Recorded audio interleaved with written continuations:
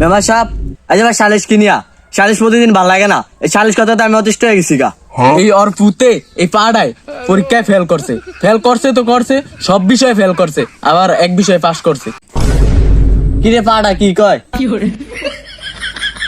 আল্লাহ রে, এত্তরিটি আমি কি এর ভিতরে ডাললাম। মাদবর সাহেব, আমি এই টিয়ার বিচার চাই। তোর বুধে ফেল করছে, তুই আমার কাছে বিচার লাইছিস কি করতে? বাইক না পিঠা পুরো বিছি বিছি লক্ষ্য ডালা। আর কোয়েন না মাতবর সাহেব, যুগটা গেছে নষ্ট হইয়া। পোলা পাইন্ডিরে ওর বাপ মায় পাড়ায় স্কুল যায় সেমডিগো পিছে পিছে খালি ঘুরে। ফেল করে করবো, এলাকা সব বিষয়ে ফেল করবো। ও 26 সাল করছি, এক বছর পাস করছি না। পাড়া পাড়া বাইক বিষয়ে বাস করে কথা কয়।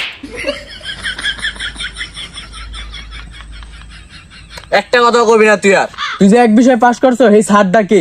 এই স্যারের বাড়ি কুন্ডি? হে বিষয় সারে পড়ে না, ম্যাডামে পড়ায়। কি কস?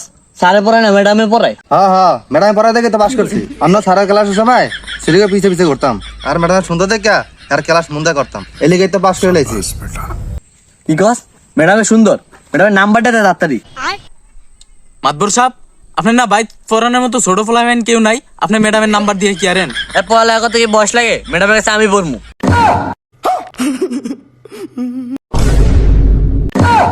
Hello.